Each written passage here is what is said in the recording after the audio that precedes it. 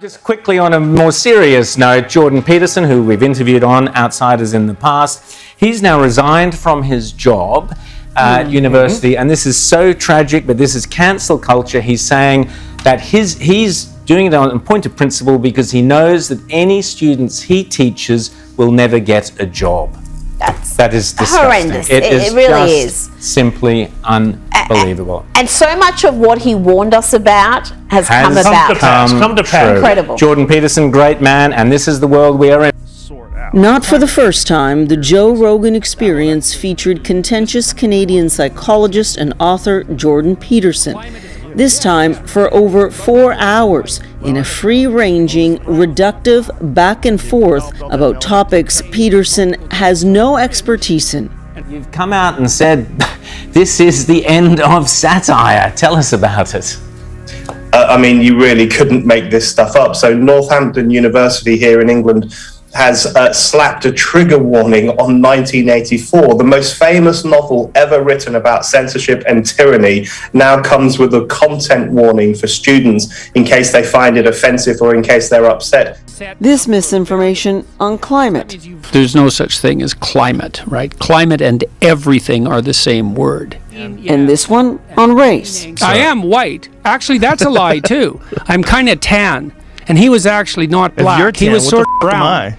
And he has this enormous audience because he doesn't treat his audience, well, like they're idiots. He'll talk about issues and points of view many in the media would prefer to ignore or misrepresent. If categories dissolve, especially fundamental ones, the culture is dissolving because the culture is a structure of category. That's what it is.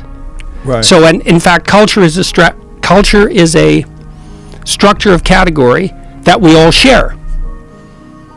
So we see things the same way. Well, that's why we can talk. I mean, not exactly the same way, because then we'd have nothing to talk about. But roughly speaking, we have a bedrock of agreement.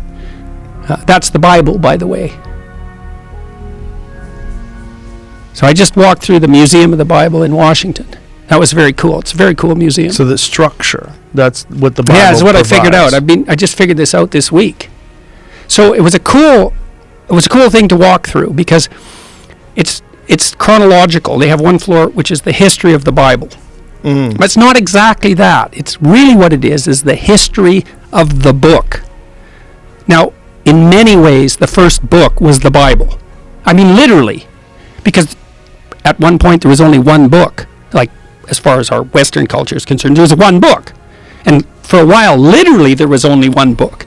And that book was the Bible. And then before it was the Bible, it was it was scrolls and it was writings on papyrus. But we were starting to aggregate written text together.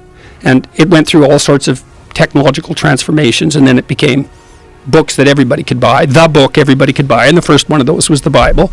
And then it became all sorts of books that everybody could buy. But all those books, in some sense, emerged out of that underlying book. And that book itself, the Bible isn't a book, it's a library. It's a collection of books.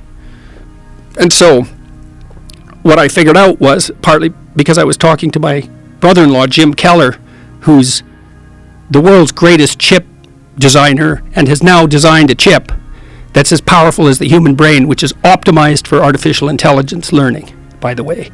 And so I talked to him about that. He said, "You heard of the internet?" I said, "Yeah, Jim, I've heard of the internet." He said, "This is way more revolutionary than that."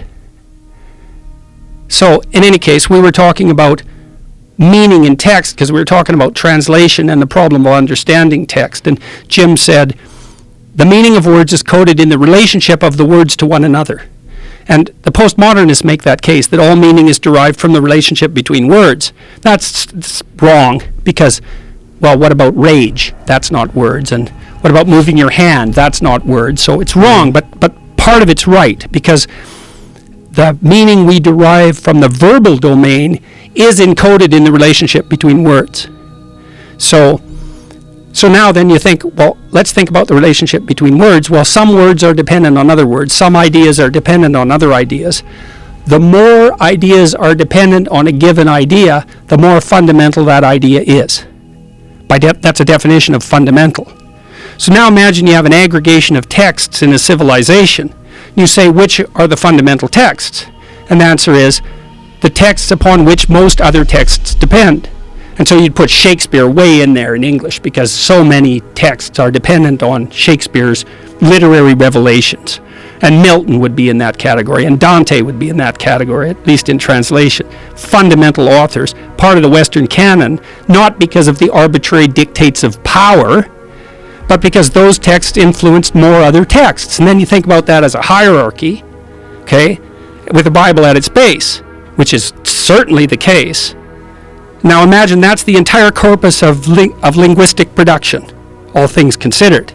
Now how do you understand that? Like, literally, how do you understand that?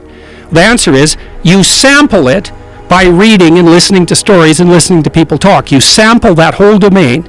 You build a low-resolution representation of that inside you, and then you listen and see through that. And so it isn't that the Bible is true.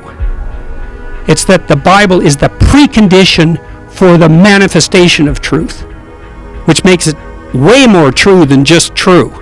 It's a whole different kind of truth. And I think this is not only literally the case, factually, I think it can't be any other way.